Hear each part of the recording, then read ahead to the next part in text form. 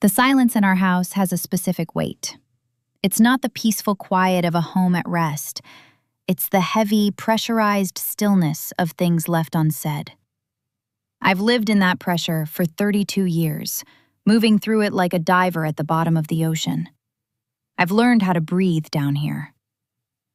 My husband Arthur and my son Julian have no idea that the air they breathe is only available because I allow it. At 6:45 a.m., the kettle whistled. It was a sharp, piercing sound that cut through the gray light of the kitchen. I moved with practiced efficiency, my fingers familiar with the chipped rim of Arthur's favorite mug, the one he's had since he made his first million.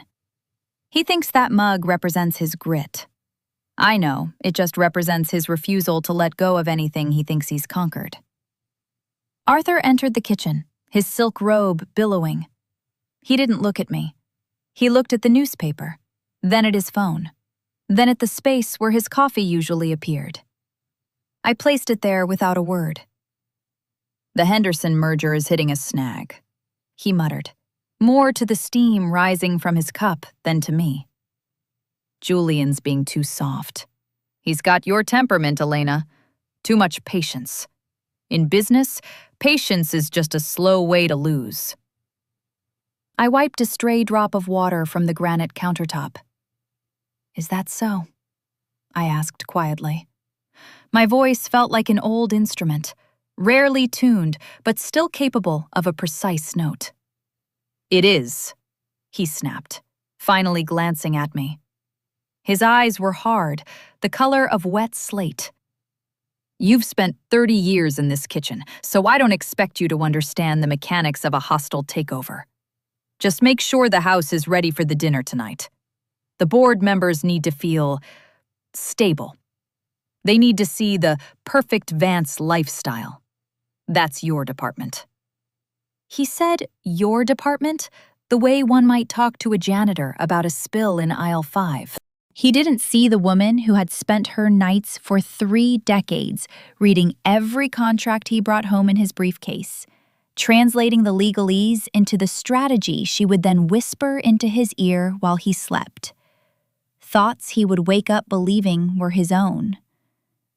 He didn't see the woman who, while he was playing tycoon in the 90s, was quietly using her modest inheritance and his allowance to buy up the distressed debt of his competitors through a series of anonymous shell companies.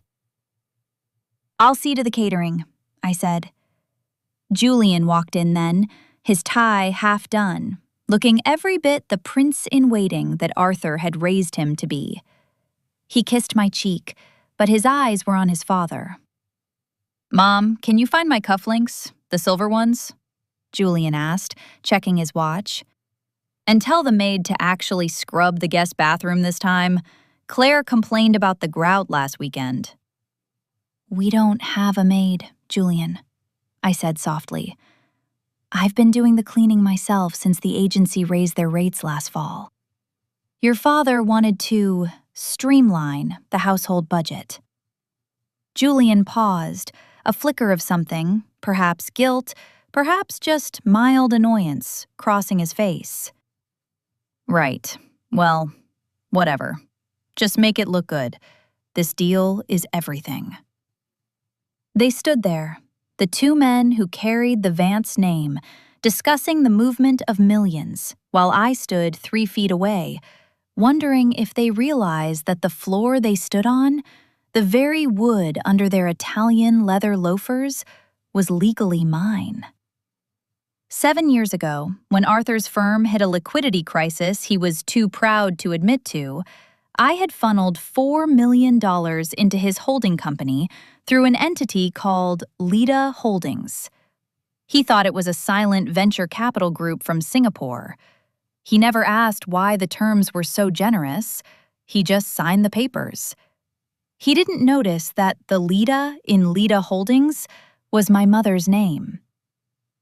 I watched them leave, the roar of Arthur's Mercedes fading down the long, winding driveway of our estate. The house settled back into its heavy silence. I sat down at the small desk in the corner of the kitchen, the one Arthur called my hobby nook. I pulled out a plain black leather ledger. Most women my age in this neighborhood had scrapbooks or knitting patterns. I had a detailed map of the Vance family's impending extinction. I looked at the latest quarterly reports from Arthur's firm. He was overleveraged. He was trying to buy Henderson Logistics by putting up the house and the primary stock options as collateral. He thought he was being bold. In reality, he was walking into a trap I had set 18 months ago. My phone buzzed on the counter. It was a text from Claire, my daughter-in-law. "Elena, make sure the wine for tonight is the 96 Chateau. Julian needs to impress the chairman. And please, try not to wear that gray sweater. It makes the house look depressing." I looked down at the gray sweater. It was cashmere, expensive, and muted. It allowed me to blend into the wallpaper. It was my camouflage. I didn't reply. I went to the basement, to the heavy steel safe hidden behind a shelf of preserves I had canned 3 summers ago. I turned the dial, left to my birthday, right to the day I realized Arthur was having his first affair, left to the day Julian told me he didn't want me at his graduation because it was a networking event. The door clicked open. Inside weren't jewels or gold bars. There were folders, property deeds in my name, the original Leda Holdings Incorporation papers, and a single burner phone. I picked up the phone and dialed a number I knew by heart. It was answered on the first ring. "Is the position in Henderson Logistics secured?" I asked. My voice was no longer the soft, hesitant tone of the housewife. It was cold. It was the voice of the person who actually owned the room. "Yes, Mrs. Vance," the man on the other end said. "We hold 49%. One more move from your husband and the trigger clause in the debt agreement activates. You'll be the majority shareholder of his entire life by the end of the week." "Good," I said, looking at a jar of pickled peaches on the shelf. "He's planning to sign the collateral papers at dinner tonight. I want the default notice delivered exactly at dessert." "Are you sure? There's no coming back from this, Elena." I thought about Arthur's comment about my patience. I thought about the way Julian looked at me like I was a piece of furniture that had overstayed its welcome. I thought about the 30 years I had spent absorbing their arrogance, their neglect, and their quiet cruelties, filtering it all through my own silence until it turned into something sharp and final. "I've waited 30 years," I said, my voice barely a whisper. "Patience isn't a slow way to lose. It's the only way to make sure they never see the blow coming." I hung up and put the phone back in the safe.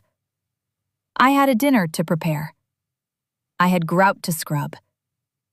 I had a role to play for a few more hours. As I walked back upstairs, the sunlight hit the family portrait in the foyer. Arthur was sitting in a high-backed chair, looking like a king.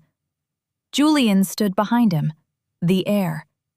And I was standing slightly to the side, my hand on Arthur's shoulder, my face a mask of supportive, empty devotion. I looked at my hand in the painting. It looked like it was resting.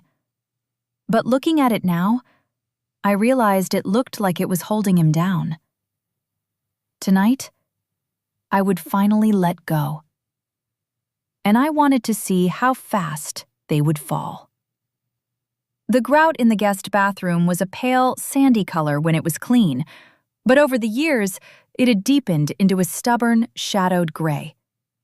I knelt on the cold marble floor with a stiff-bristled brush and a paste of baking soda and lemon. My knees ached. A dull, rhythmic throb that reminded me I was 62, not 32. Arthur had cut the cleaning service 6 months ago. He called it trimming the fat before the Henderson acquisition. He told the board it was a show of fiscal discipline. To me, he simply said, "You're home all day anyway, Elena.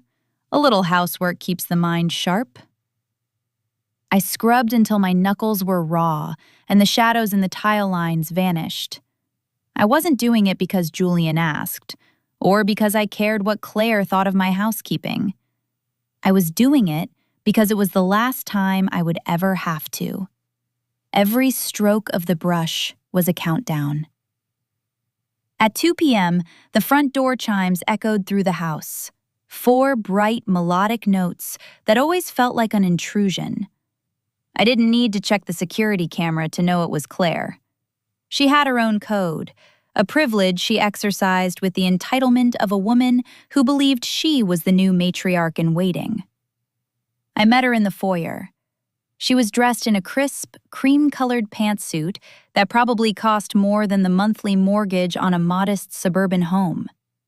She smelled of expensive, peony-scented perfume and urgent ambition. "Oh, Elena," she said, her eyes sweeping over my damp apron and the stray hair sticking to my forehead. "You're still in your work clothes. I brought the seating charts.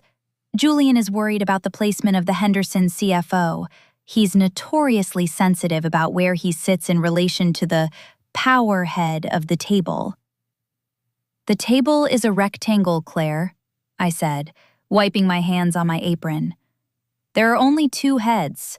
Arthur is at one, and I am at the other." Claire gave a small, tight smile, the kind you give a child who doesn't understand the rules of a game. "Well, that's actually what I wanted to talk about. Julian and I thought, given how much is riding on tonight and how tired you've been looking lately, maybe I should host. You could stay in the kitchen and manage the catering staff. It would take the pressure off you to perform." I looked at her. Truly looked at her. She was 34, sharp-edged, and desperately hungry for the status Arthur's name provided. She didn't see a mother-in-law. She saw a legacy bottleneck. "The catering staff is me, Claire," I said, "and I don't recall mentioning that I felt under any pressure." "It's not about what you say, Elena. It's about the optics." She stepped past me into the dining room, adjusting a silver candlestick that didn't need adjusting. "This dinner isn't a family gathering. It's a closing ceremony. Arthur needs to look like he's backed by a modern, vibrant team. If you're fluttering around worrying about the roast, it feels domestic, not corporate." "I have been domestic for 30 years so that Arthur could be corporate," I said. My voice was level, devoid of the hurt she expected to find. "I think the board is used to my presence." "They're used to you being there, yes, but are they impressed?" Claire turned, her eyes landing on the '96 chateau I had pulled from the cellar. "And Julian specifically asked for the '98. This '96 is a bit dusty, don't you think?" "The '96 has more body. It stands up to the acidity of the reduction I'm making," I replied. "The '98 is thin. It's for people who want the label but don't understand the grape." Claire's face flushed. She didn't know anything about wine, but she knew she'd been insulted. She opened her mouth to snap back, but the sound of Arthur's car in the driveway cut her off. Arthur and Julian entered the house like a storm front. They were talking loudly about interest rates and leveraged buyouts, their voices filling the high-ceilinged rooms, claiming the space. They didn't greet us so much as they announced their arrival. "Elena, where's that file I left on the credenza?" Arthur shouted, not even looking toward the kitchen. "In your office, Arthur, where it belongs," I called back. He marched into his office, Julian trailing behind him like a loyal shadow. I watched my son, my boy, who I used to hold while he cried over scraped knees, and I saw the way he mimicked his father's gait, his father's dismissive tilt of the head. He hadn't looked at me once since he walked through the door. A few minutes later, Arthur emerged, holding a thick stack of legal documents. He looked at Claire, then at me. "Claire, glad you're here. You can help Julian check the signatures on the exhibits," Arthur said. Then he turned to me. "Elena, did you get the grout? Julian said it looked dingy. "It's clean, Arthur." "Good. And for God's sake, change. That sweater makes you look like a ghost. Wear the navy silk, the one I bought you for the yacht club opening 5 years ago." "It doesn't fit anymore, Arthur. It's too tight across the shoulders." "Then make it work," he said, already turning back to Julian. "Appearance is half the battle tonight. If the collateral looks shaky, the whole deal looks shaky." He wasn't talking about the house. He was talking about me. I was part of the collateral. The loyal, quiet wife who proved he was a man of character, a man who could maintain a long-term investment.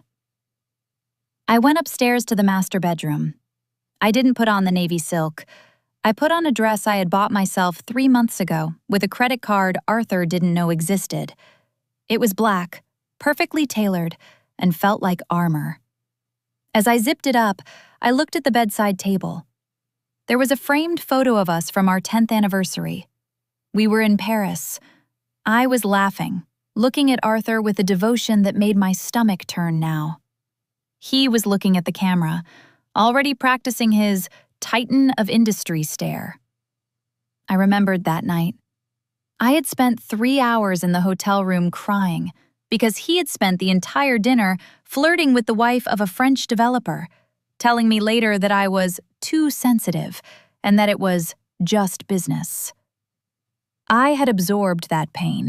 I had swallowed it. And the pain from the next affair, and the one after that. I had tucked it away in the same dark corners of my mind where I kept the knowledge of his tax loopholes and his illegal offshore accounts. I sat on the edge of the bed and opened my jewelry box. Hidden beneath a velvet lining was a small silver key. It didn't belong to any lock in this house. It belonged to a safety deposit box in a bank downtown, a bank Arthur's firm didn't use. Inside that box was the one thing Arthur had forgotten in his rush to build an empire: the original deed to the land this house was built on. My grandfather's land. Land that had been placed into a trust Arthur thought he had dissolved decades ago. He hadn't. I had simply let him believe he had. I heard the front doorbell ring. The first of the board members had arrived. I stood up, smoothed my black dress, and looked at my reflection. I didn't look like a ghost. I looked like a reckoning. "Time to serve dinner," I whispered to the empty room. I walked downstairs, my heels clicking on the hardwood, a sound that, for the first time in 30 years, didn't sound like a woman hurrying to please someone else. It sounded like a drumbeat. As I reached the bottom of the stairs, I saw Arthur standing in the foyer, shaking hands with the chairman of the board. He looked over at me, his eyes narrowing as he saw the black dress instead of the navy silk. He started to move toward me, his face darkening with a practiced reprimand. But before he could speak, his phone chimed. Then Julian's phone. Then the chairman's. A synchronized alert. I paused on the final step, a small, cold smile touching my lips. "Is something wrong, Arthur?" I asked. The sound of 36 high-end smartphones chirping in unison is a peculiar symphony. It's the sound of the world shifting under the feet of men who believe they own the ground. In the foyer, the air suddenly grew thin. Arthur's hand, which had been reaching out to grip my arm in a reprimand, stopped midair. He didn't look at me. He looked at his screen. I watched the muscle in his jaw strobe. "A leak," Julian whispered, his face going a shade of gray that matched the walls. "Dad, someone leaked the acquisition terms for Henderson. The stock is spiking. If we don't close tonight, the price will outpace our credit line." The chairman, a man named Sterling who had known Arthur since they were both hungry associates, looked up from his phone. His expression was no longer that of a dinner guest. It was that of a predator sensing a trap. "Arthur, You said this was a closed loop. If the market reacts before we sign the collateral, the board can't authorize the bridge loan. We'll be exposed. Arthur's recovery was seamless. It was the skill he had used to gaslight me for 3 decades. The ability to pivot from panic to absolute condescending certainty. It's a tremor, Sterling. Nothing more, Arthur said, his voice booming with a fake heartiness that didn't reach his eyes. Speculation by a few board analysts. My team has the paperwork ready in the library. We'll have the signatures before the coffee is served, and by morning, Henderson will be under the Vance umbrella.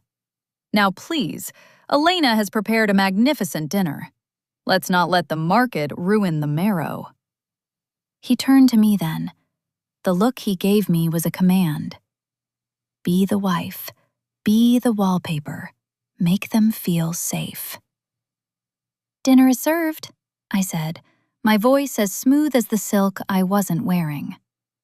As we moved into the dining room, I felt Claire's hand on my elbow. She leaned in, her voice a sharp hiss. I told you that dress was wrong. You look like you're attending a funeral. You're making everyone nervous. Perhaps I am, Claire, I replied, not looking at her.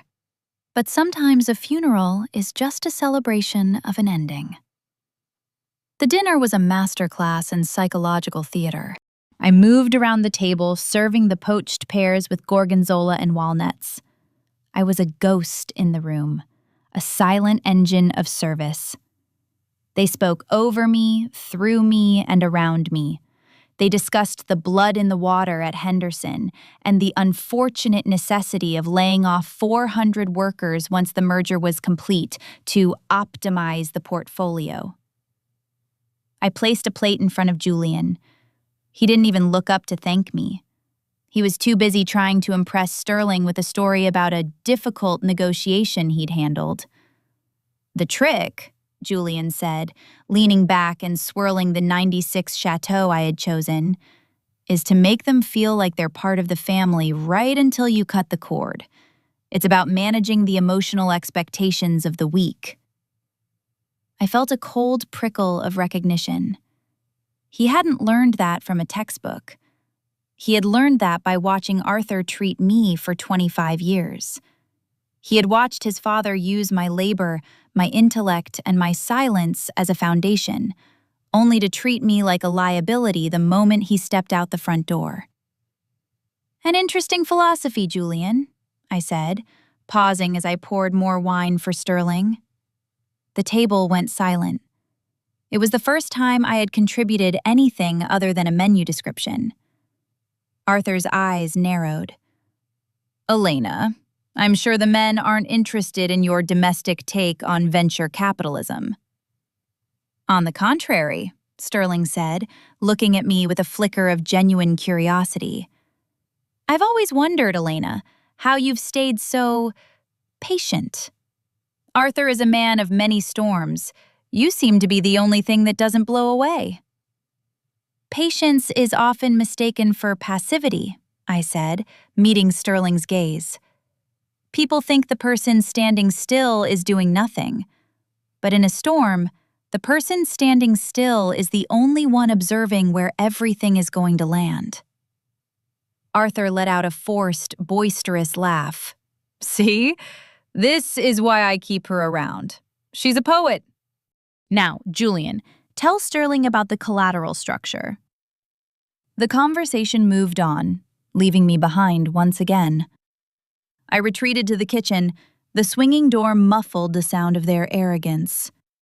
I stood at the counter, looking at the main course, a standing rib roast, perfectly seared. My hands were steady, but my heart was drumming a heavy, slow rhythm in my chest. I reached into the pocket of my black dress and pulled out the burner phone. I sent a single text. The prey is in the library. Proceed. I then picked up the carving knife. It was heavy, professional grade, and I had sharpened it myself this morning. I felt the weight of it. For 30 years, I had used tools like this to nourish them, I had spent thousands of hours preparing meals they barely tasted while they planned lives that didn't truly include me. I remembered a night 10 years ago. I had been sick, a fever so high I could barely stand. Arthur had a dinner for a potential partner. He had stood over the bed and said, "I can't order in, Elena. It looks cheap. Just get up, put some makeup on, and make the roast. You can sleep tomorrow." I had made the roast. I had fainted in the laundry room after the guests left. Arthur hadn't found me until the next morning when he wanted to know where his dry cleaning was. I sliced into the meat now. The red juices ran across the board. "Mom?" I turned. Julian was standing in the doorway. He looked uncharacteristically small. The bravado he had shown at the table had evaporated the moment he was away from his father's shadow. "Mom, look. About the cufflinks and the grout," he started, rubbing the back of his neck. "I'm just stressed. This deal, Dad put everything on it. If it fails, we're not just broke. We're done. The Vance name won't be worth the paper it's printed on." I looked at my son. I looked for the little boy who used to hide behind my legs. I saw only a man who was afraid of losing his toys. "You're not worried about the name, Julian," I said softly. "You're worried about the lifestyle." "Is that so bad? I've worked for this." "You've inherited it," I corrected. "There's a difference." "Whatever. Look, just after the signatures, when we bring the board back in here for the toast, can you try to look happier? Sterling thinks you're unhappy. He mentioned it to Dad. It makes the stable family angle look weak." "I'll be exactly as happy as I need to be, Julian," I said. "Good. Thanks." He turned to leave, then paused. "By the way, that dress, it really is too dark. It makes the room feel cold." He disappeared back into the dining room. I plated the roast, my movements mechanical and precise. I felt a strange sense of detachment, as if I were watching a movie of my own life. I carried the platter out to the dining room, the centerpiece of the perfect Vance lifestyle. As I placed it on the table, Arthur stood up, holding a leather-bound folder. "Before we eat," Arthur announced, his voice ringing with triumph, "I'd like to invite the board members into the library. The final collateral documents are ready for signature. It's a formality, but a historic one." He looked at me, a smug, possessive glint in his eye. He thought he was about to sign away our house and our stock to gain an empire. He didn't know the documents in that folder had been surreptitiously replaced 40 minutes ago by the temporary assistant I had recommended through the agency. The men stood up, chairs scraping against the hardwood, the wood I had polished in the house I had maintained, for the man who didn't know my name was already on the exit sign. "We'll be 10 minutes, Elena," Arthur said dismissively. "Keep the meat warm." I watched them file out. Claire stayed behind, sipping her wine, looking at me with a triumphant smirk. "Enjoy the kitchen while you can, Elena. Once this deal closes, Julian and I are talking about moving into the estate.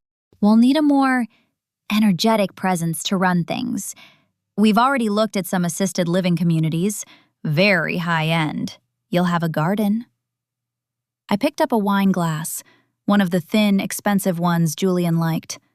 I held it between my thumb and forefinger.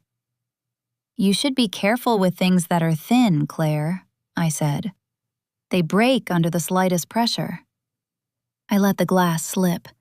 It hit the floor and shattered into 1,000 glittering shards. In the library, I heard the heavy thud of a stamp hitting paper. The sound of Arthur Vance signing away his life. And then the front doorbell rang. Not the melodic chime, a heavy, rhythmic pounding. "Who on earth is that?" Claire asked, startled. "That," I said, stepping over the broken glass, "is the end of the 10 minutes." The man at the door didn't belong in our neighborhood. He wore a suit that was too large in the shoulders and smelled of cigarettes and cheap coffee. He held a thick manila envelope with the weary indifference of a man who spent his life delivering bad news to people who thought they were untouchable.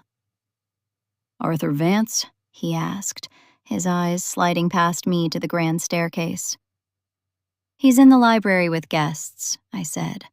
"I'm his wife. I can take those." "I need a signature, ma'am. Legal requirement for a cease and desist on asset liquidation." I didn't flinch. I reached out and took the clipboard. I signed my name, Elena Vance, with a steady hand. My signature was a series of sharp, elegant peaks. I had spent years signing school permission slips, thank you notes for gala donations, and grocery receipts. This was the first time my name carried the weight of a gavel. "Thank you," I said softly. I closed the door, the heavy oak thudding home. I didn't go straight to the library. I walked back into the dining room. Claire was standing by the sideboard, her face pale. She was staring at the shattered wine glass at my feet. "Who was that, Elena? Was that the press? Julian said there might be reporters if the leak got out." "Just a delivery, Claire," I said. I picked up the manila envelope. The final piece of the evening's entertainment. I walked toward the library. Through the half-open double doors, I could hear Arthur's voice. It was rich with the lubricant of success. And so, with this collateral, Vance Global becomes the primary stakeholder in Henderson. To a new era, gentlemen. I heard the sound of crystal clinking. The toast. They were celebrating the theft of a company, using a house they didn't realize they no longer had the right to pledge. I pushed the doors open.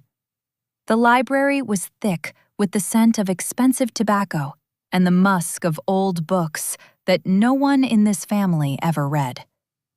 Arthur was standing by his mahogany desk, a fountain pen still in his hand. Sterling and the other board members were holding glasses of scotch. Julian was grinning, looking at his father with a terrifying, hollow devotion. "Elena," Arthur said, his tone sharpening. "I told you we'd be 10 minutes. We're in the middle of a private session." "I'm sorry to interrupt the private moment, Arthur," I said, walking into the center of the room. I laid the manila envelope on top of the documents he had just signed. "But this arrived. It seemed urgent. It's regarding the collateral for the Henderson Bridge loan." Arthur's brow furrowed. He looked at the board members, offering a small, patronizing shrug. "My wife. She gets anxious about the paperwork. She thinks every courier is a debt collector." He laughed. Sterling didn't. Sterling was looking at the envelope.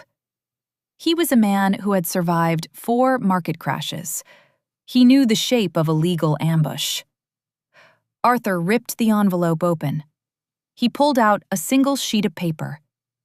I watched his face. I had memorized every line of that face over 3 decades. I knew the way his skin crinkled when he was lying, the way his eyes widened when he was angry.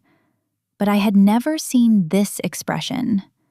It was a slow, agonizing erasure of his identity. "What is this?" he whispered.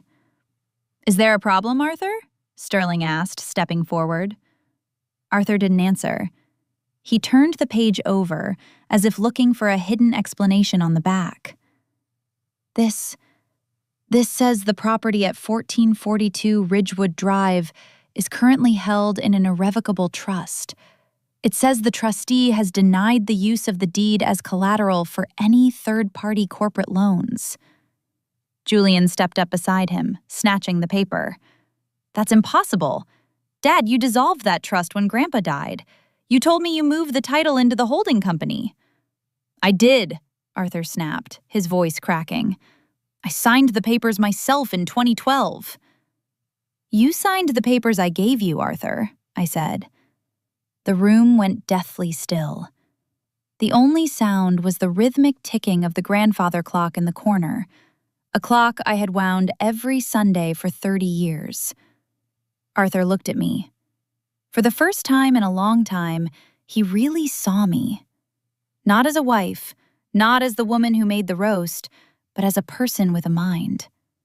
The shock in his eyes was almost pathetic. "What are you talking about, Elena?" "In 2012, you were distracted," I said, my voice calm and conversational. "You were busy with the acquisition in London. You were also busy with that girl. What was her name? The one who worked in marketing? Sarah? Or was it Sandra?" Sterling shifted uncomfortably. The other board members looked at their shoes. Julian's mouth hung open. "You asked me to bring the trust dissolution papers to your office for your signature," I continued. "I brought them. But the top sheet was the only thing you read. The underlying documents were a restructuring agreement. You didn't dissolve the trust. You reinforced it. You transferred the voting rights of the holding company's real estate assets to the trustee, permanently." "And who is the trustee?" Sterling asked, his voice cold and sharp. I looked at my husband. He was shaking. The pen in his hand leaked a small, dark stain onto the white tablecloth of his desk. "I am," I said. Arthur lunged forward, his hands slamming onto the desk. "You're lying. You wouldn't know how to draft a restructuring agreement if your life depended on it. You're a housewife. You spend your days looking at gardening magazines." "I spend my days listening, Arthur. You'd be surprised how much people say when they think the person in the room is just part of the furniture. I've spent 30 years learning your business. I've spent 20 years learning your weaknesses. And I've spent the last 10 making sure that when you finally tried to gamble this family's future on your own ego, the house wouldn't be yours to lose." "Mom, stop it," Julian said, his voice high and panicked. "You don't know what you're doing. If the collateral is invalid, the Henderson deal collapses. We'll be sued for breach of contract. We'll lose everything." "No, Julian," I said, turning to my son. "He will lose everything. You will lose the life you didn't earn. I, however, will be fine. The trust is protected." Sterling put his scotch glass down on a side table. The clink sounded like a gunshot. "Arthur," Sterling said, his voice devoid of friendship, "if you've misrepresented the collateral to this board, we are legally obligated to freeze your accounts and notify the SEC. We cannot move forward with the Henderson acquisition. The firm is exposed." "Sterling, wait," Arthur started, reaching out. "Don't," Sterling said. He looked at me, a glimmer of terrifying respect in his eyes. "Mrs. Vance, I assume you have legal counsel?" "They're waiting for my call," I said. The board members began to file out. They didn't say goodbye. They didn't look at Arthur. They moved like men escaping a sinking ship. Claire was standing in the doorway, her hands over her mouth, watching the future she had mapped out dissolve into the shadows of the hallway. When the room was finally empty of everyone but my family, the silence returned. It was heavier than before. Arthur sank into his chair. He looked small. The silk robe, the mahogany desk, the leather-bound books, they all looked like props in a play that had just been canceled. "Why?" he whispered. 30 years, Elena. Why would you do this to me?" I looked at the '96 chateau in Julian's hand. I looked at the raw knuckles on my own hand from scrubbing the grout. "You asked me why I stayed so patient, Arthur," I said. "It wasn't because I loved you. It was because I was waiting for the moment when you had the most to lose. I wanted to make sure that when I finally left, I took the floor with me." I turned to leave the library. "Where are you going?" Julian shouted. "You can't just leave us like this. We're your family." I paused at the door. I didn't look back. "The roast is on the table," I said. "It's getting cold. I suggest you eat. It's the last meal this house will ever provide for you." I walked out of the library and up the stairs. I didn't go to the master bedroom. I went to the guest room I had quietly moved my things into 3 weeks ago. I sat on the bed and looked at the burner phone. There was a new message. "The default notice has been served to the firm's headquarters. It's over."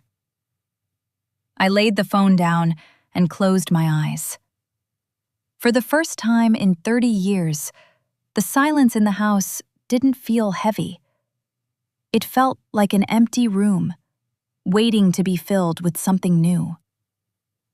The smell of the standing rib roast permeated the house, but it no longer signaled comfort.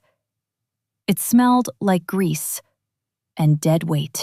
From the guest room, I heard the muffled sounds of the men downstairs, the frantic clinking of ice against glass, the low, jagged murmur of voices, and the occasional sharp, desperate tone of Julian trying to find a solution in a room where the walls had already moved. I didn't pack a bag. There was no need to flee when you owned the destination. Instead, I sat in the dark, watching the shadows of the oak trees outside dance against the ceiling. I felt a strange, light buoyancy, the kind a person feels after a long fever finally breaks. A soft knock came at the door. Not Arthur's heavy, demanding thud, but something hesitant. "Mom?" I didn't answer. I didn't owe him the sound of my voice. The door creaked open. The light from the hallway spilled across the carpet, slicing through the darkness. Julian stood there, his tie gone, his shirt unbuttoned at the collar. He looked like a man who had been caught in a storm he wasn't dressed for. "I know you're awake," he said, stepping into the room. He didn't turn on the light. He sat in the armchair by the window, the one I used to sit in when he was a toddler and had night terrors. "Dad he's not doing well. He's in his office calling every lawyer on the East Coast. He says you've had some kind of breakdown. He says this trust thing is a legal glitch he can fix by Monday." "Arthur has always confused his desires with legal reality," I said, my voice steady in the dark. "It's how he's lived his entire life." "Mom, please, just talk to me. If the Henderson deal dies tonight, the company's credit rating drops to junk status by morning. Sterling won't take Dad's calls. Neither will the bank. They're scared of the liability." Julian leaned forward, his face caught in the pale hallway light. "Everything I've worked for is tied to that firm. My house, Claire's career at the foundation, it all evaporates if the firm goes under." "You've worked for the firm, Julian. You haven't worked for yourself," I said. "And you certainly haven't worked for me." "How can you say that?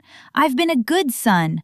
I come over every Sunday. I let you host the holidays. I've given you grandchildren." "You've given me more work, Julian. You bring your children here so I can watch them while you and Claire talk about your investments in the other room. You come over on Sundays so I can cook your favorite meals and listen to you complain about your father. And then you leave the dishes for me to wash while you go home to your clean life." I turned my head to look at him. "You don't know my middle name, Julian, do you?" He blinked, a momentary flicker of confusion crossing his face. "Of course I do. It's Anne. No, Marie?" "It's Elizabeth, my mother's name. The woman who left me the inheritance that saved your father's company 10 years ago. The inheritance, he told you, was a shrewd investment move he made." Julian went quiet. The silence was different now. It was the silence of a structure beginning to crack from the inside. I didn't do this because of a legal glitch, I continued. I did this because I realized that as long as I was the floor you walked on, you would never look down to see who was holding you up. I decided to step aside. If you fall, it's not because I pushed you, it's because you never learned how to stand on your own. This is cold, Mom. This isn't you. No, I said, a small, sad smile touching my lips. This is finally me. The person you've been talking to for 30 years was a ghost I created to keep you comfortable. She's gone now. Julian stood up. His posture shifted from pleading to the same cold arrogance that lived in Arthur's bones. Fine. If you want to play it this way, we'll see what the court says about a wife hiding assets from her husband for decades. There are laws against this, Elena. You think you're being clever, but you're just committing financial fraud. I invite your father to sue me, I said. Truly. The discovery process would be fascinating. We could talk about the accounts in the Cayman Islands he forgot to mention on his tax returns, or the shell company he used to pay for that condo in Miami where he stays when he's on business. I have the records for all of it. I've been the one filing his receipts for 30 years, remember? Julian didn't say another word. He turned and walked out, his footsteps heavy and hollow on the stairs. I stayed in the dark for a long time. Eventually, the sounds of the house changed. The front door opened and closed. A car started and drove away, Julian and Claire, fleeing the sight of the wreckage. Then came the silence of Arthur. It was a different kind of silence. It was the sound of a predator realize he was in a cage. I heard him moving in the master bedroom, his footsteps slow and deliberate. I heard the shower run. I heard him go into his dressing room. About an hour later, I heard him come to my door. He didn't knock. He just stood there. I could see his shadow beneath the door, a long, dark line across the hallway carpet. I know what you want, he said. His voice was raspy, stripped of its usual boardroom authority. You want me to beg. You want a scene. You want me to tell you I'm sorry for all the things you think I've done. I don't want anything from you, Arthur, I said. That's what you don't understand. I'm already finished with you. You're my wife, he said, and for the first time, there was a tremor of genuine fear in his voice. We have a life here. We have a legacy. You have a house you can't pay for and a company that won't exist in a week, I said. The legacy ended when you stopped seeing me as a person. We'll see, he muttered. The lawyers will find a way. You're just a housewife, Elena. You don't have the stomach for what comes next.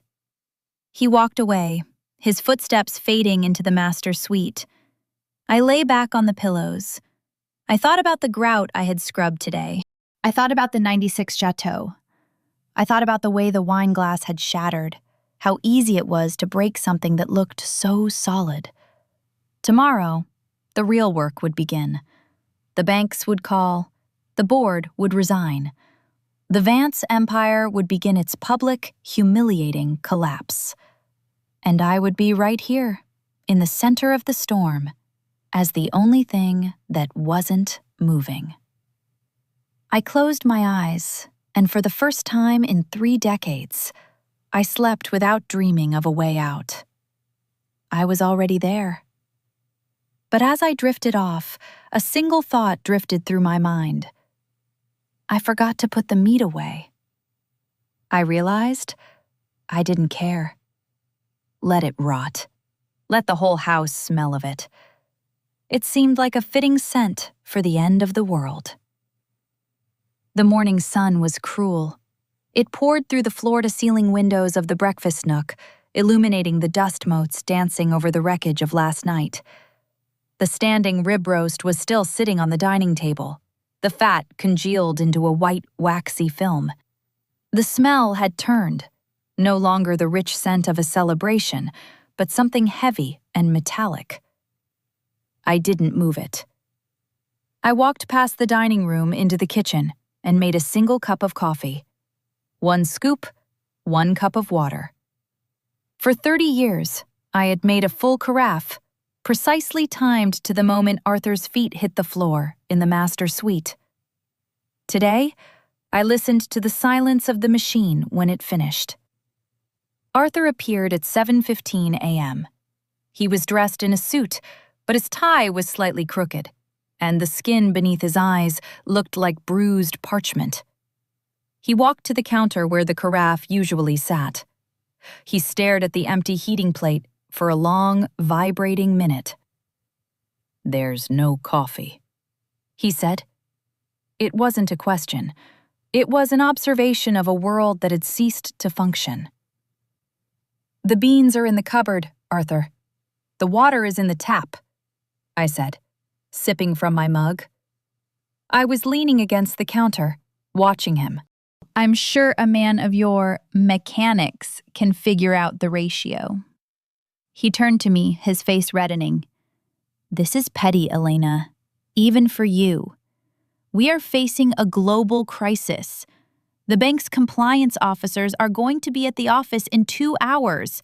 I need my mind sharp, and you're playing games with the breakfast? I'm not playing, Arthur. I'm retired, I said. I've spent 11,000 mornings ensuring your mind was sharp. I think that's a sufficient contribution to the Vance legacy. He stepped toward me, his voice dropping to that low, dangerous register he used to intimidate junior analysts. You think you've won because of some legal maneuvering with the trust? I spoke to my lead counsel at midnight. He said the restructuring you did in 2012 can be challenged as a fraudulent conveyance. You didn't protect the house, you stole it. And I will have a judge see it that way by the end of the week. I didn't blink. Then you should probably call him back. Because Lita Holdings, my company, bought your lead counsel's firm's parent group 3 years ago. I imagine he'll find a sudden conflict of interest when he tries to file that motion. Arthur froze. The blood drained from his face so quickly I thought he might actually faint. You bought what? I didn't buy the firm, Arthur. I bought the debt they used to renovate their Madison Avenue offices. I own their building's lease. If they represent you against me, they'll be looking for new office space by Tuesday. I set my coffee mug down. The clink on the granite was the only sound in the room. You've spent your life looking at the horizon, Arthur. You never looked at the ground. You never noticed that every time you expanded, you were building on top of me. And I've been very busy with the foundation. The phone on the counter rang. It was the landline, the number only the bank and the most inner circle used. Arthur snatched it up, desperate for a reprieve. Vance, he snapped. He listened for a moment. His hand began to shake. What do you mean, restricted? I have personal liquidity in the private wealth account. Yes, I understand the corporate freeze, but my personal... He stopped. He looked at me, his eyes wide with a dawning, horrific comprehension.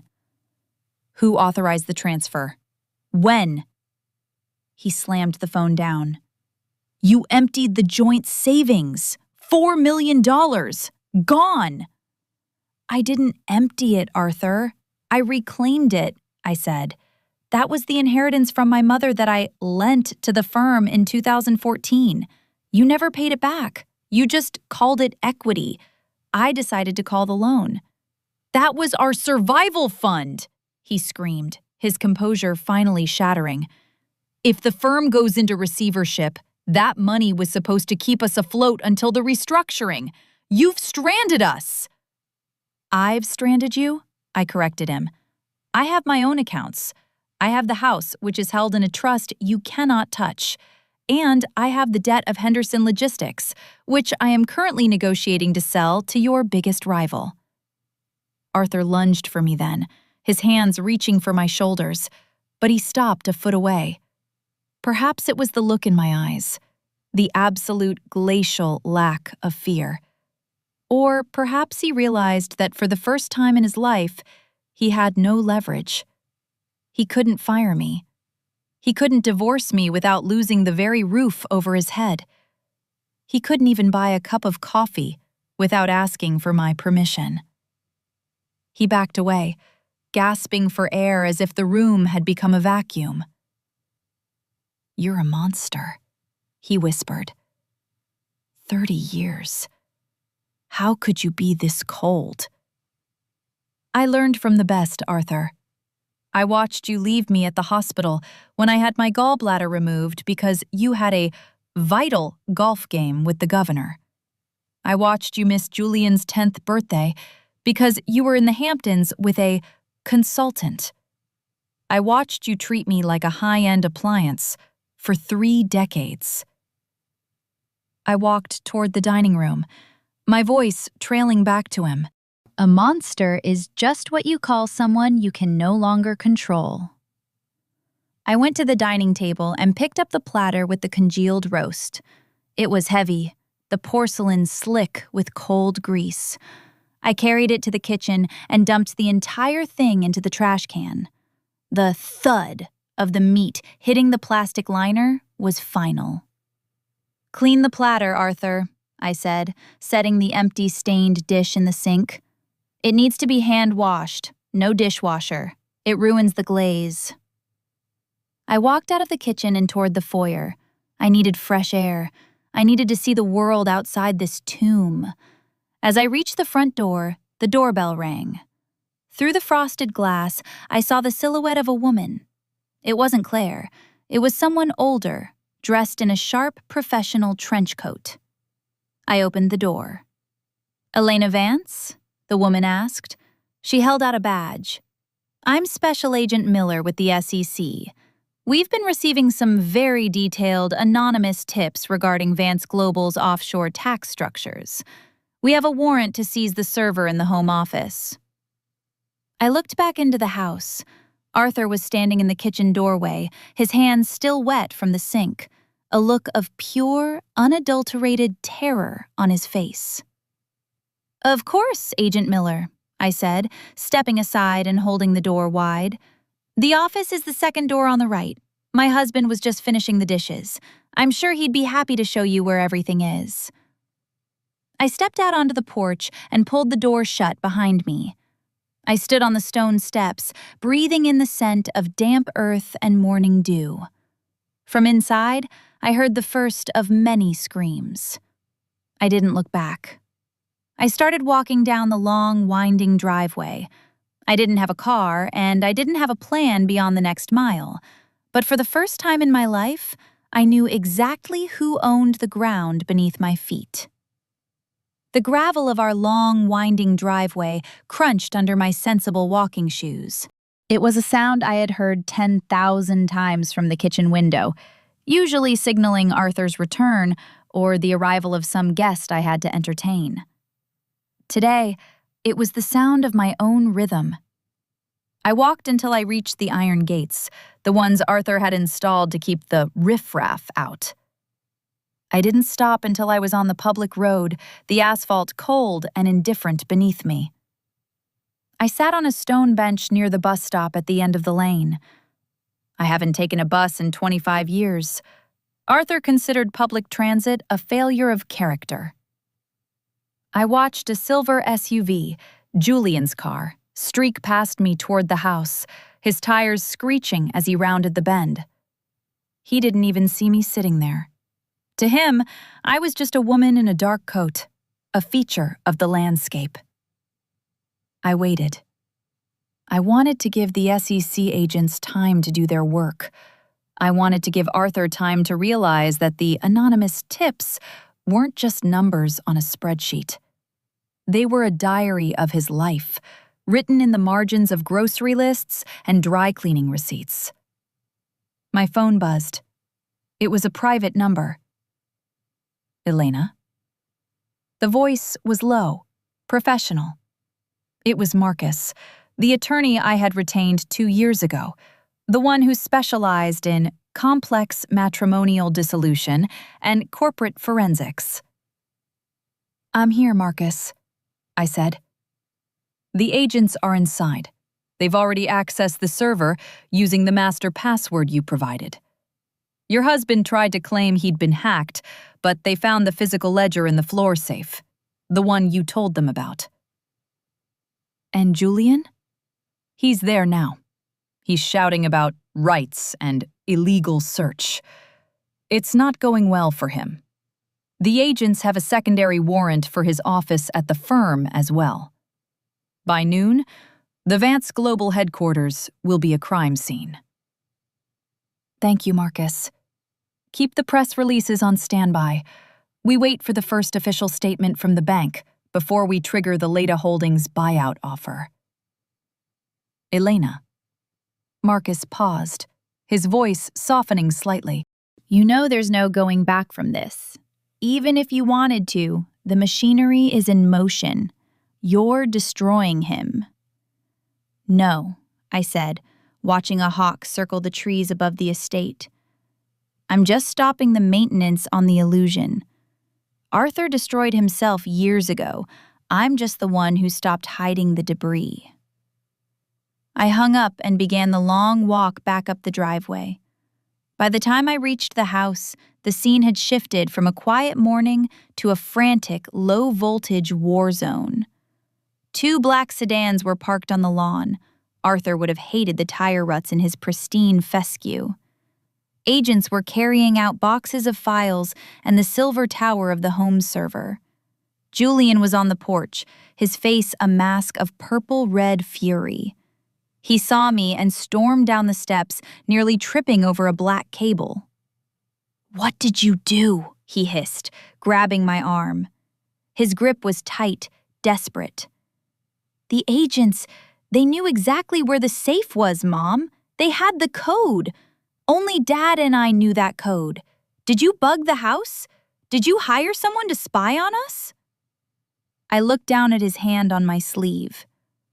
"I didn't need to spy, Julian. I'm the one who chose the code. Your father thought it was the date of his first big merger. He forgot it was also the day I had my first miscarriage. The one he told me to get over because we had a gala to attend that evening. It's funny what a woman remembers when she's being ignored." Julian recoiled as if I'd struck him. His hand dropped.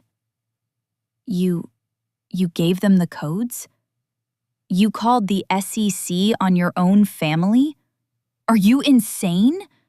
Everything we have is being dismantled." "Everything you have, Julian," I corrected him. "I still have exactly what I've always had. My silence, my observations, and now, my autonomy." I walked past him, up the stairs, and into the house.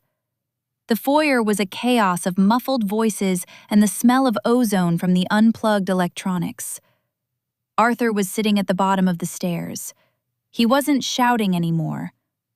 He looked hollowed out, like a building that had been gutted by fire while the facade remained intact.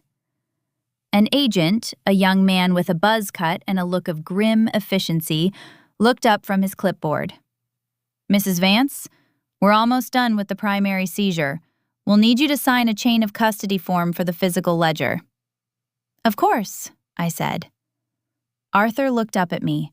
His eyes were bloodshot. "You told them," he whispered. "The account in Zurich. The consulting fees from the Henderson rival. You knew." "I've known for 6 years, Arthur. I found the bank statements in the pocket of your tuxedo after the opera. You thought I was just taking it to the cleaners. I was making copies." "Why didn't you say anything then?" he asked, his voice cracking. "If you hated me that much, why wait 6 years?" I leaned down so only he could hear me. The agents were busy in the office. Julian was still paralyzed on the lawn. "Because 6 years ago, you still had enough liquidity to survive a scandal," I whispered. I had to wait until you were over-leveraged. I had to wait until you put the house and the firm into the Henderson deal.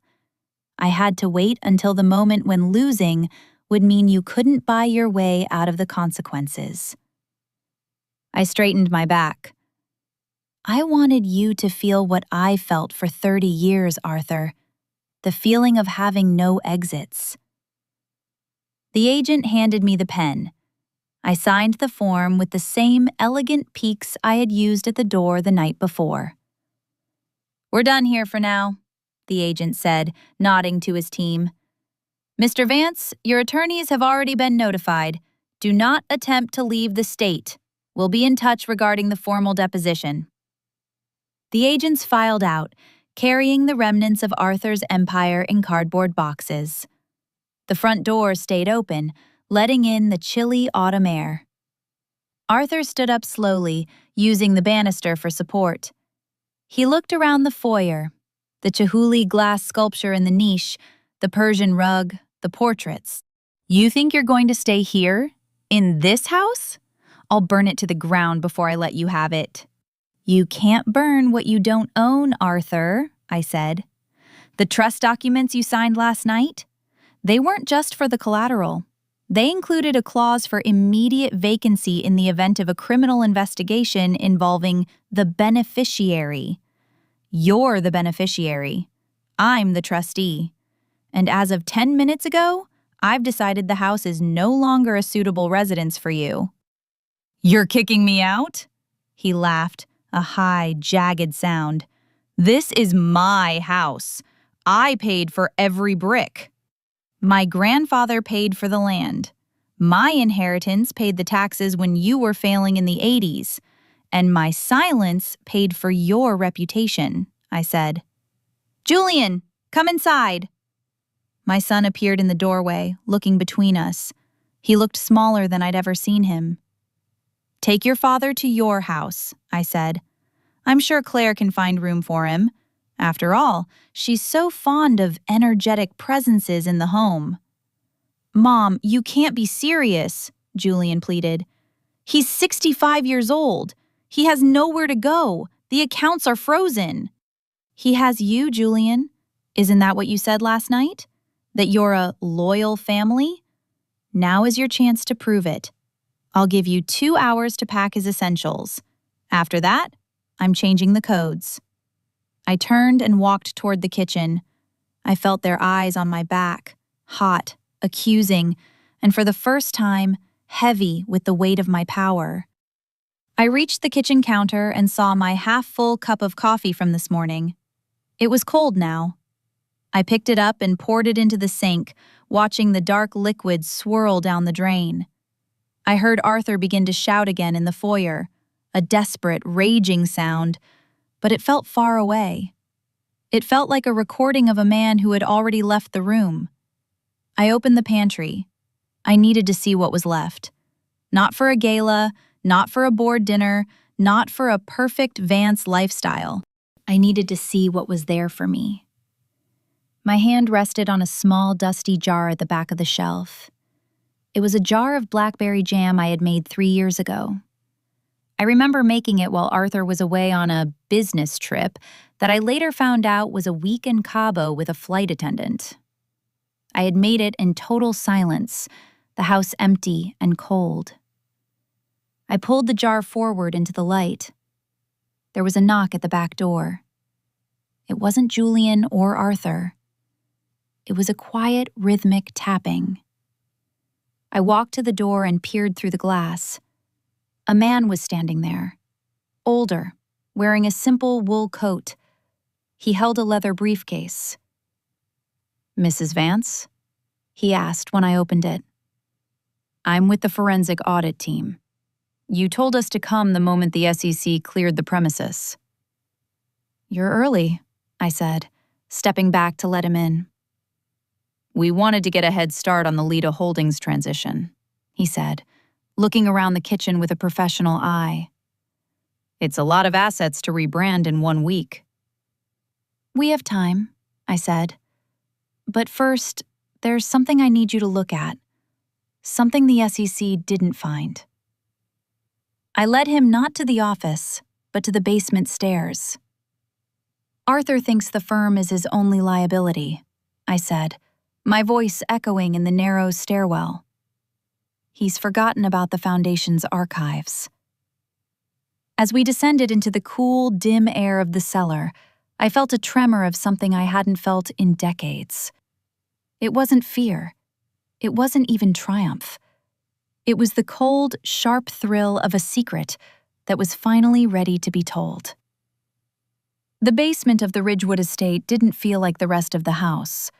Upstairs was all marble, glass, and the carefully curated scent of citrus and expensive candles. Down here, beneath the heavy oak floorboards, the air was thick with the smell of damp stone and the slow, steady hum of the climate control system I had insisted on installing years ago. Arthur had grumbled about the cost, calling it a waste of money for a storage locker. But he had signed the check without looking at the specifications. He thought it was to protect his vintage wine collection. It was actually to protect the paper. I led the auditor, a man named Mr. Henderson, no relation to the company Arthur was trying to destroy, past the wine cellar to a heavy, steel-reinforced door tucked behind the water heaters. I pulled a key from a chain around my neck and turned the lock. "The Vance Foundation for Global Literacy," I said, stepping aside. Henderson stepped into the room and stopped. The walls were lined with floor-to-ceiling filing cabinets, all of them industrial grade, all of them locked. In the center of the room was a long steel table and a high-end document scanner. Arthur told the board this foundation was a passive vehicle for charitable donations, Henderson whispered, his eyes scanning the labels on the drawers. He told the IRS it was run by a third-party management group in Delaware. I was the management group, I said. For 22 years, I've handled every donation that passed through this foundation.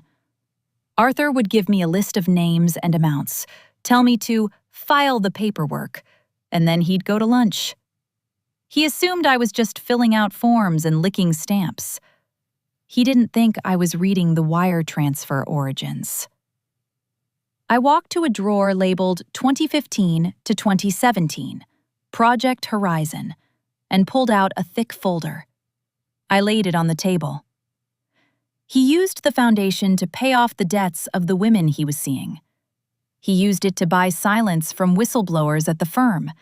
And, most importantly, he used it to funnel kickbacks from the Henderson subcontractors back into his own private accounts. Henderson flipped through the pages, his breath catching. "This isn't just tax evasion, Mrs. Vance. This is racketeering. This is enough to put him away for 20 years. Why didn't you give this to the SEC agents upstairs?" "Because the SEC wants the firm," I said, looking at the flickering fluorescent light overhead. I wanted the man. If I gave this to the agents today, it would have been buried in a federal mountain of evidence. I want you to process it for Leda Holdings. I want the debt held by my company to be the first thing the courts see when they look for restitution. I want to own the shirt off his back before the government even gets to his shoes." Henderson looked at me, and for the first time, I saw a flicker of genuine fear in a man's eyes that had nothing to do with Arthur. "You've been sitting on this for decades, Elena. How did you stay in the house with him? How did you eat dinner with him every night, knowing this was down here?" "It's easy to live with a ghost when you're the one who built the haunt," I said. I left him there with the keys and walked back upstairs. The house felt different now, lighter, as if the secrets were finally doing the heavy lifting. In the foyer, the scene was pathetic. Julian and Arthur were standing among a pile of designer suitcases and loose hangers. Arthur was wearing a trench coat that looked too big for him now, his hands shoved deep into his pockets. He was staring at a bare spot on the wall where a small, original Monet had hung. The SEC had taken it as a high-value asset. "We're leaving," Julian said. He sounded exhausted. "Claire is waiting in the car. She doesn't want to come inside. She says the energy of the house is toxic now." Claire was always very sensitive to changes in the wind, I said. I hope your guest room is comfortable, Julian. Your father likes his pillows fluffed twice a day, and he prefers the 2% milk, though he'll claim he drinks whole. "How can you be so flippant?" Julian snapped, picking up a heavy leather bag. "He's your husband. He's the father of your child. You're acting like you're cleaning out a closet." I am, Julian. I'm just surprised at how much trash was in it. Arthur finally turned to look at me. The rage had been replaced by a hollow, vibrating sort of confusion. You won't get away with this, Elena. Even if the firm goes under, the Vance name means something. People will remember who I was. They'll remember the man the newspapers describe, Arthur, and I've already spent the afternoon talking to a very talented young journalist at the Chronicle. I think the headline involves the word architect, but not the kind you're thinking of. Arthur's mouth thinned into a white line. He turned and walked out the door without another word. He didn't look back at the house he had built, or the wife he had used to build it. He walked with the stiff, precarious gait of a man who didn't realize he was already falling. Julian lingered for a moment. "Mom, if things get bad, if the bank takes my house too because of the co-signatures, then you'll have to do what I did, Julian," I said softly. "You'll have to find a way to survive in the silence. But don't look to me for the floor." I finally stepped out of the way. I watched them go. I watched Julian's SUV pull away, the taillights disappearing behind the manicured hedges. I stood in the open doorway for a long time, letting the cold air wash through the foyer, clearing out the lingering scent of Arthur's expensive cigars and Julian's unearned confidence. I closed the door and locked it. The thud of the deadbolt was the most satisfying sound I had ever heard. I walked back into the kitchen. The sink was full of the dishes Julian and Arthur had used for their frantic, final breakfast. I looked at the stained plates, the crumbs on the counter, the half-eaten toast. For 30 years, my first instinct would have been to reach for the sponge. My back would have arched, my hands would have moved, and the mess would have vanished before it could leave a mark. I stood there, my hands at my sides. I watched the clock on the wall. A minute passed. Then 2. I didn't move. The mess was there. It was ugly. It was an inconvenience, and for the first time in my life, it wasn't my problem. I walked to the pantry, pulled out a single clean glass, and filled it with water. I sat at the small kitchen table, the one Arthur called my hobby nook, and looked out at the darkening garden. The phone on the counter rang. I didn't recognize the number. "Hello? Elena? It's Sarah." The name hit me like a physical blow. Sarah. The woman from 2012. The one I had told Arthur I remembered today in the library. The consultant. "Why are you calling me, Sarah?" I asked, my voice devoid of emotion. "I saw the news," she said. She sounded older, her voice gravelly and thin. "About the SEC. About the Henderson deal. I wanted to tell you that I still have the letters. The ones he wrote me from the London office. The ones where he talked about how he was going to divest from you once the IPO cleared." I felt a cold ripple of curiosity. I thought you were paid for those letters, Sarah, by the foundation. I was, but I didn't give him the originals. I kept them. I thought one day you might want to know that he never intended to grow old with you, Elena. He was planning to leave you with nothing 10 years ago. I looked at my hand on the table. It was steady. I already knew that, Sarah, I said. But I'd like the letters anyway. They'll make excellent exhibits for the receiver. I'll send them. But, Elena, there's one more thing. There was another account. One he didn't even tell me about. He called it the inheritance. But it wasn't yours. It was someone else's. I felt the air in the kitchen grow still. What are you talking about? He has a daughter, Elena. She's 24, and he's been using the firm's miscellaneous fund to pay for her life in London for a decade. I hung up the phone. I didn't say goodbye. I sat in the dark kitchen, the glass of water untouched in front of me. I thought I had mapped every inch of Arthur's betrayal. I thought I had accounted for every cent of his greed. I looked toward the basement door. I had the ledger. I had the files.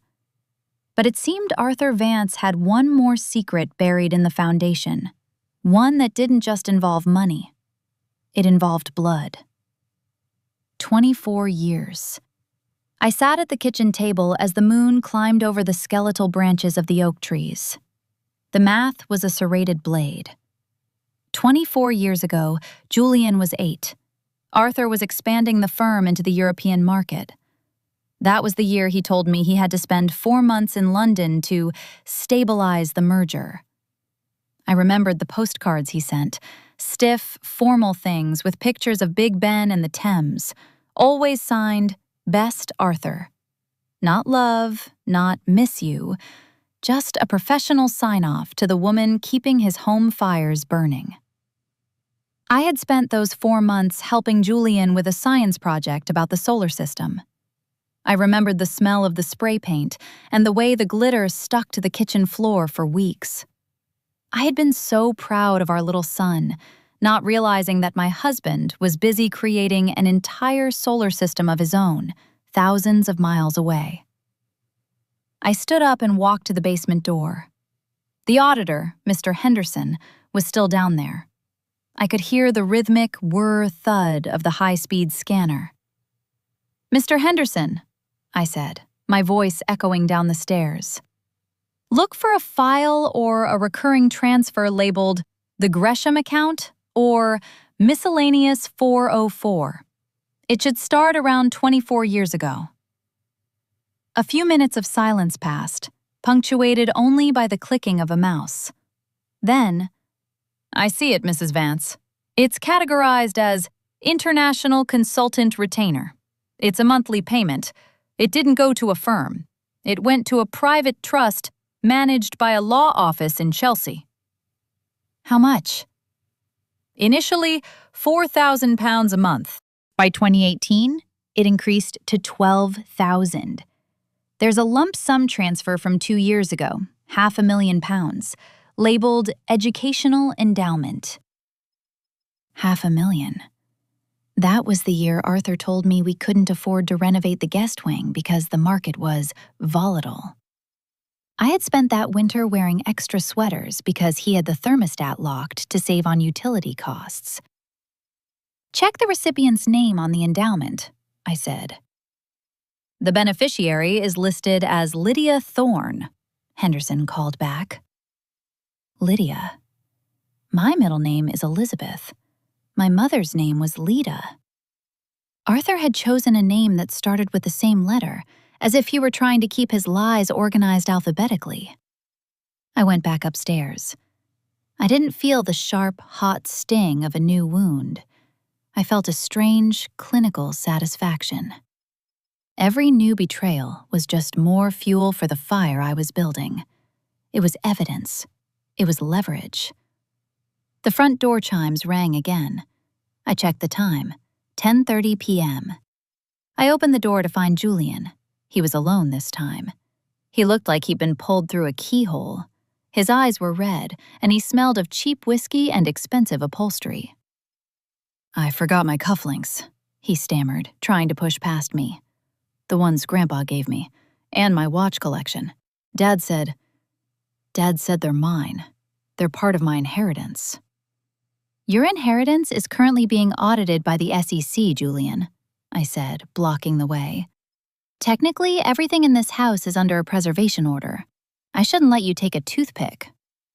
"Mom, please," he choked out, his voice cracking. "I have nothing. Claire, she's staying with her mother tonight. She says she needs space to process the brand damage. Dad is sitting on my sofa staring at a wall. I just need something that's mine." I looked at my son. I saw the weakness Arthur had cultivated in him, the belief that his value was tied to the gold on his wrist.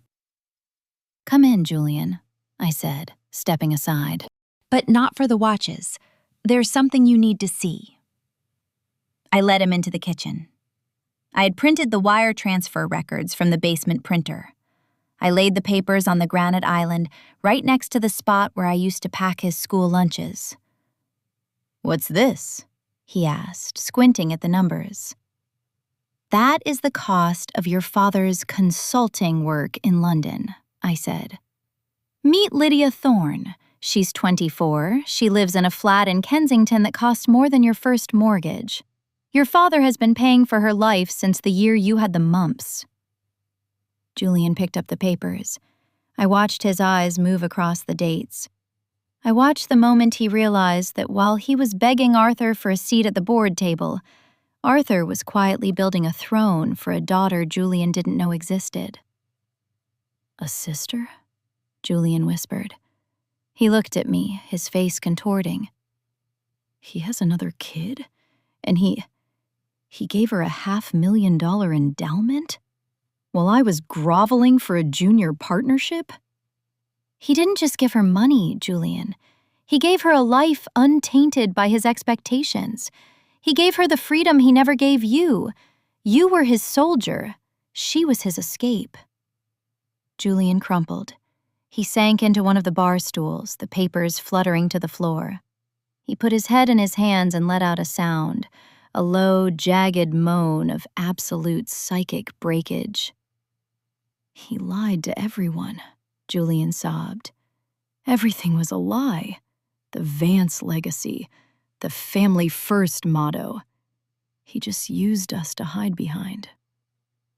I didn't reach out to touch him. I didn't rub his back or tell him it would be okay. I stood on the other side of the island, a vast, cold continent of granite between us. "He used your loyalty, Julian, and you gave it to him because it was easier than being your own man. You traded your mother's dignity for a title at a firm that's currently being liquidated." "How can you be so mean?" He turned his tear-streaked face to me. "I'm your son. I'm hurting." "I know you are," I said softly. "But I've been hurting for 30 years, and you never noticed because you were too busy checking the mirror. This is what the truth feels like, Julian. It's heavy, it's ugly, and it doesn't care about your feelings." I picked up the papers from the floor and stacked them neatly. "Go get your watches, Julian. I'll allow it this once. But tell your father that if he ever sets foot on this property again, I won't just call the police. I'll call Lydia. I'll tell her exactly where the money came from. I'll tell her she was built on the bones of a woman she's never met. Let's see how much she loves him then." Julian stood up, shaking. He didn't go for the watches. He walked toward the front door, his movements robotic. He stopped at the threshold and looked back at the house, the high ceilings, the shadows, the silence. "You're the only one left, Mom," he said. "You've pushed us all away. You're going to die in this big, empty house all by yourself." "I've been by myself for a long time, Julian," I said. "The only difference is, now the door is locked from the inside." He left. The silence returned, but it was thinner now, more electric. I went to the phone and dialed the numbers Sarah had given me. It was a London prefix. I looked at the clock. It was nearly 4 a.m. there. The phone rang 4 times before a girl answered. Her voice was thick with sleep, but even through the static of the international line, I could hear the resonance. She sounded exactly like Arthur. "Hello?" she asked. "Lydia?" I said. My heart didn't race. My hand didn't shake. I felt like a surgeon making the first, necessary incision. "Who is this?" "My name is Elena Vance," I said. "I'm the woman who paid for your life, and I think it's time we discussed your father's recent change in circumstances." I sat back in my chair and watched the first pale light of dawn touch the horizon. The foundation was finally exposed. Now it was time to see if anything survived the collapse. The silence on the other end of the line was the sound of a world ending. I could almost hear the gears of Lydia's life grinding to a halt in that Kensington flat. A flat I now knew was purchased with a grant for the Vance Foundation's fictional literacy initiative in the United Kingdom. Elena Vance? Lydia's voice was no longer thick with sleep.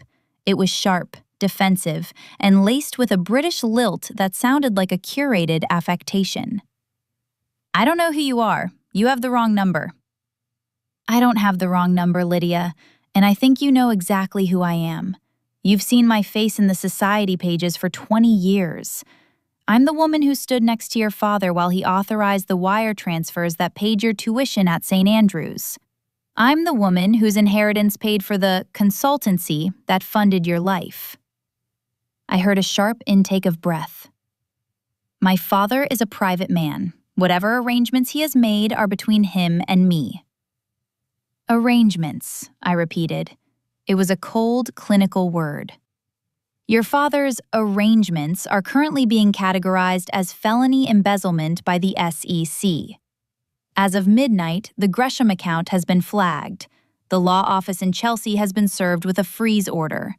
If you try to use your credit card for so much as a cup of coffee this morning, it will be declined." "You're lying," she whispered, but the tremor in her voice betrayed her.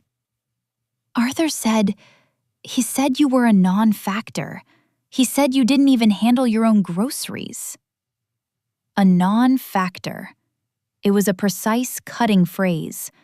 I could hear Arthur's voice in it, the way he would dismiss me over a glass of scotch to a woman half my age. "I handled the groceries, Lydia. And because I handled the groceries, I saw the receipts. I saw the movement of the Vance family fortune while your father was busy pretending it was his. I'm not calling to threaten you. I'm calling to tell you that the tap has been turned off. If you want to keep that flat, you'll need to talk to me, not him." "Why would I talk to you?" "Because I'm the one who owns the lease," I said, and hung up. I set the phone on the kitchen counter. I felt a strange, hollow sense of completion. I had reached across the ocean and touched the last hidden nerve of Arthur's life. I didn't feel the sisterly compassion Julian had expected me to feel. I felt the way a gardener feels when they finally pull up a weed that has been strangling the roses for decades.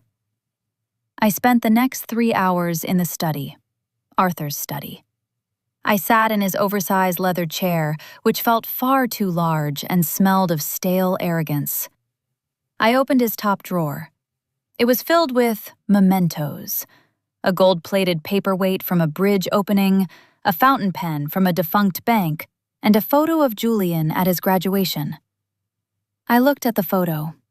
Julian was looking at Arthur, not the camera. Even then, he was seeking a reflection of himself in his father's eyes. I took the photo out of its frame and placed it in a shredder. The sound of the paper being masticated into thin white strips was rhythmic and soothing. At 9 a.m., my lawyer, Marcus, called. "Elena, the news is breaking. The Wall Street Journal just published a piece on the Henderson collapse. They're calling it the Vance implosion. The board has officially resigned, and the bank is moving into the liquidation phase for Vance Global." "And the house?"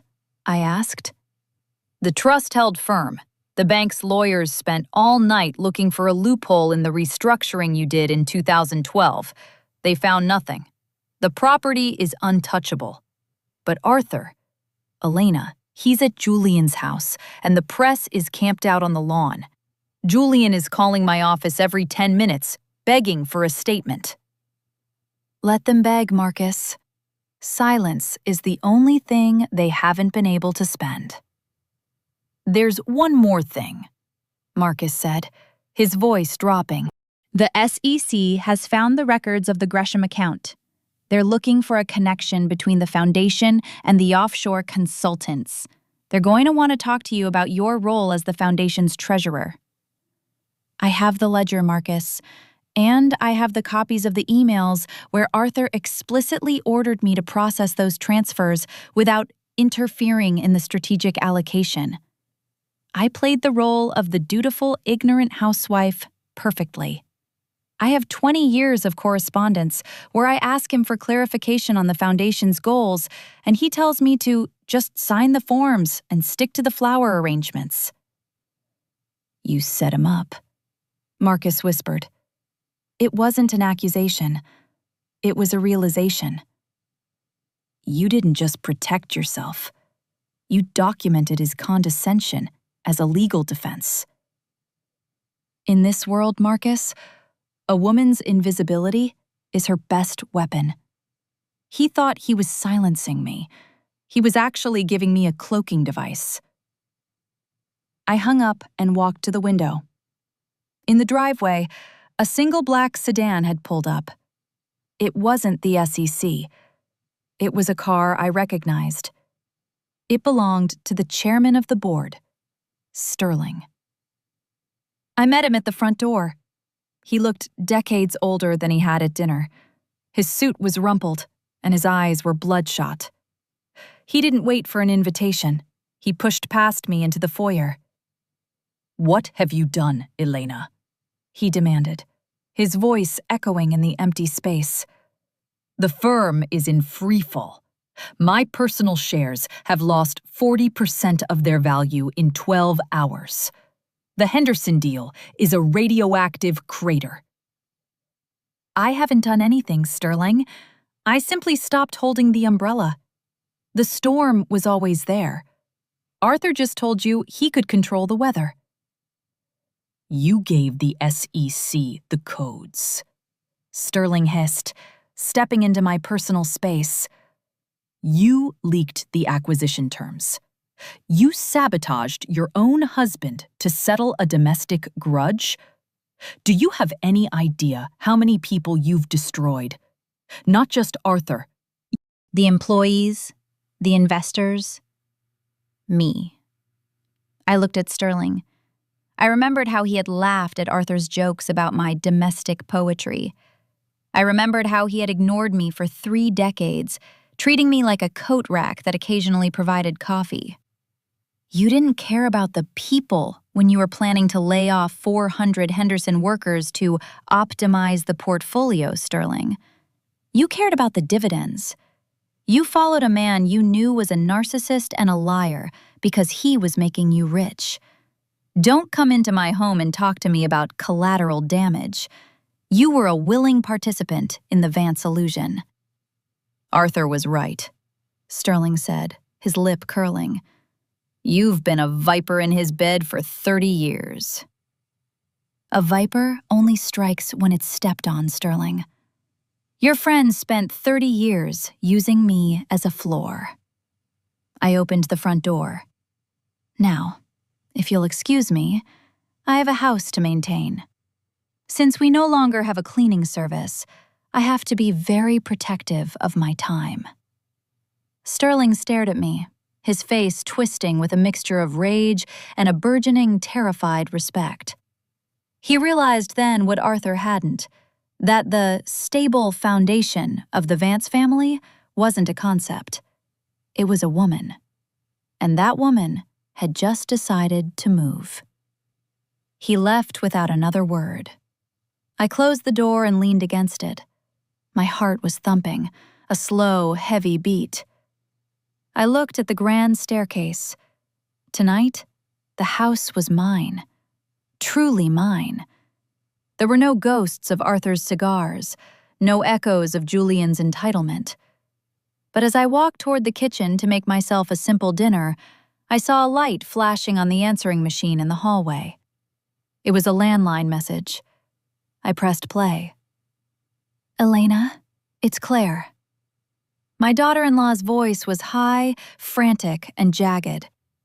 "Julian he's gone, Elena. He took the car and his father's old service pistol from the safe.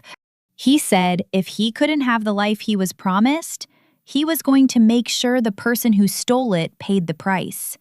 He's headed to the estate. Please, Elena, lock the doors." The message ended with a sharp, digital beep.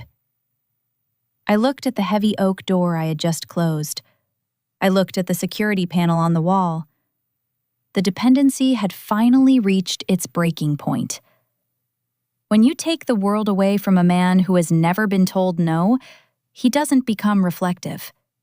He becomes a predator. I didn't panic. I didn't call the police. I walked to the kitchen and picked up the carving knife I'd sharpened yesterday. I sat at the kitchen table, facing the door, and waited for my son to come home.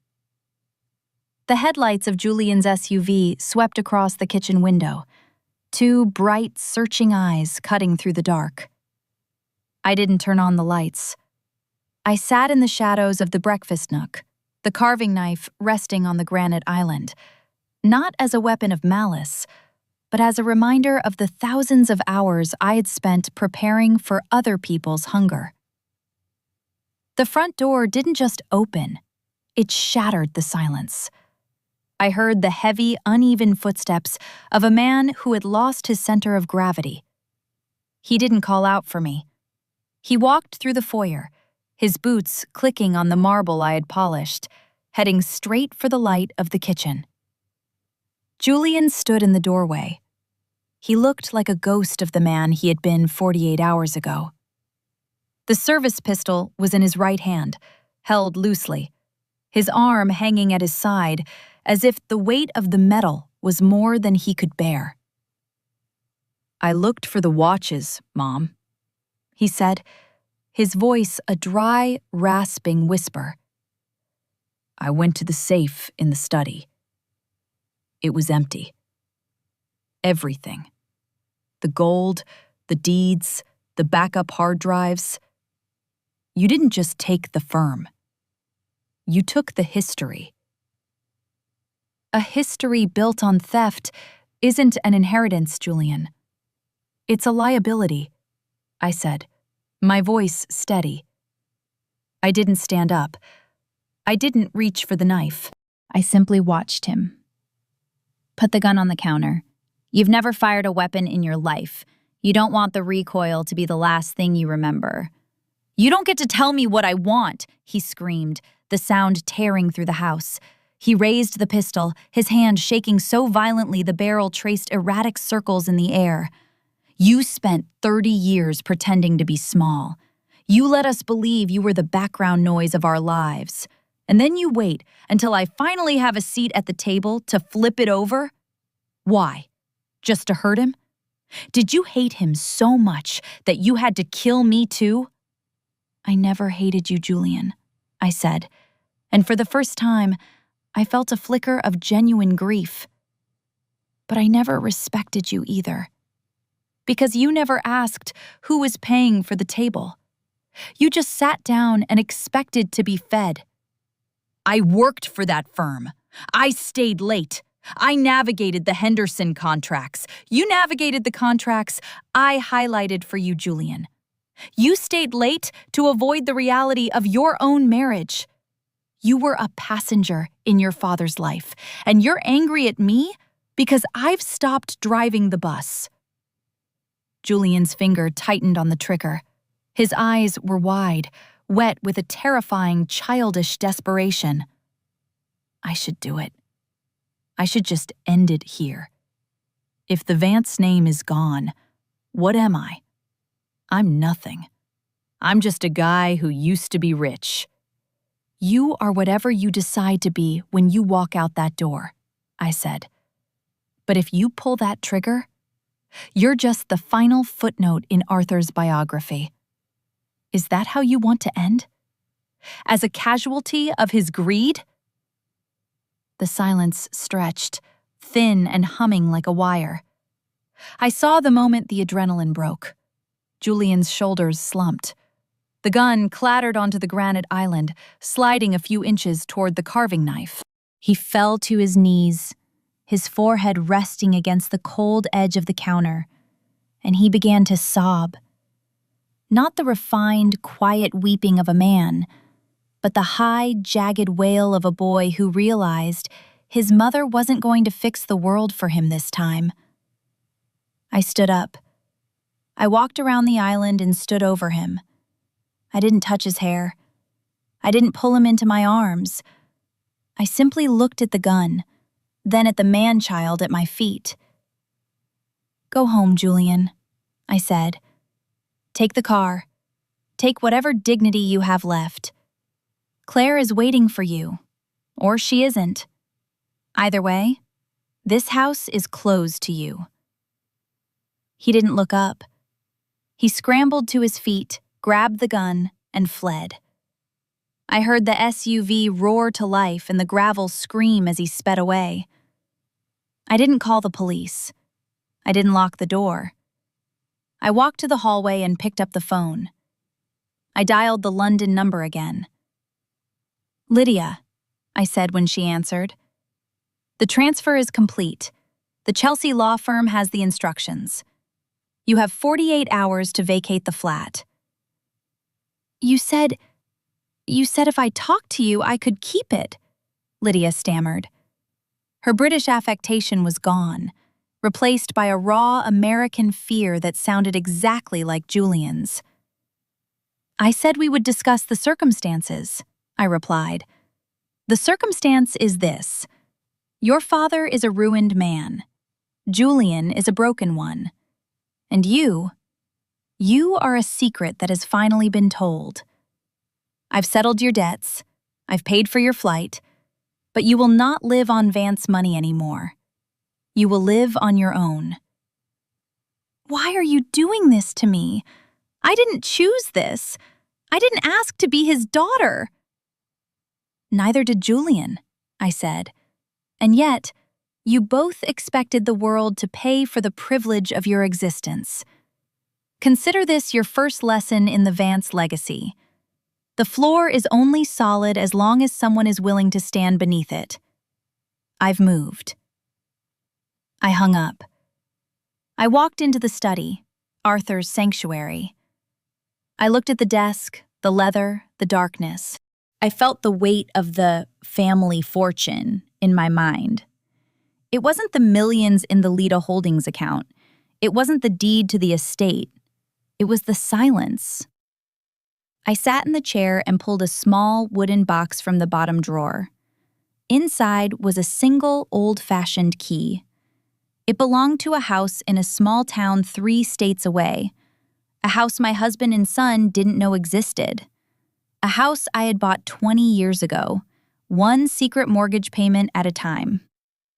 The family fortune wasn't something I had taken from them today.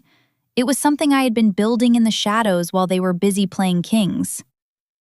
I heard the front door open again, slowly, hesitantly. "Elena?" It was Arthur. He didn't sound like a tycoon. He sounded like a man who had walked miles in shoes that didn't fit.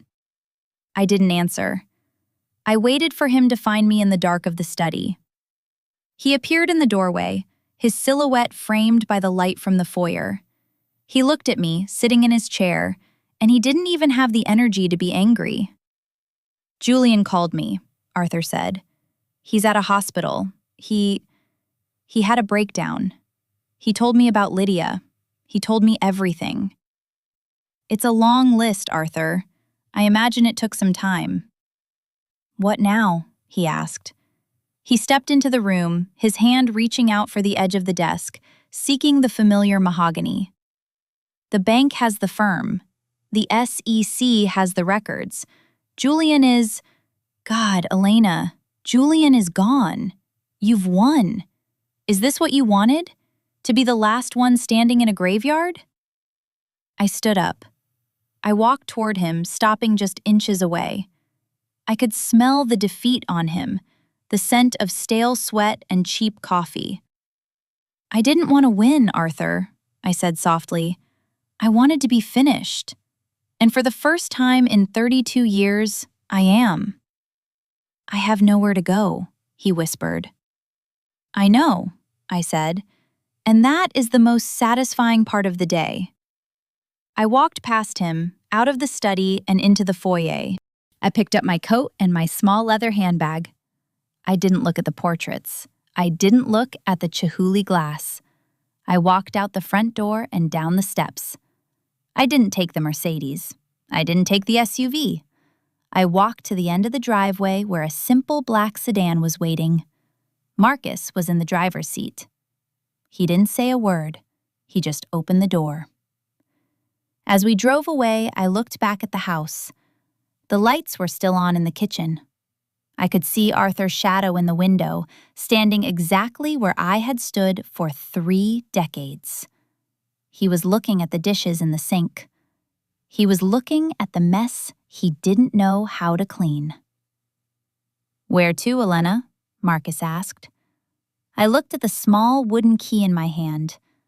I thought about the house in the small town, the garden that needed planting, and the silence that wouldn't be heavy anymore. "To the middle of nowhere," I said. "I've spent enough time at the center of the world." The twist wasn't that I had taken the money, or that I had ruined them.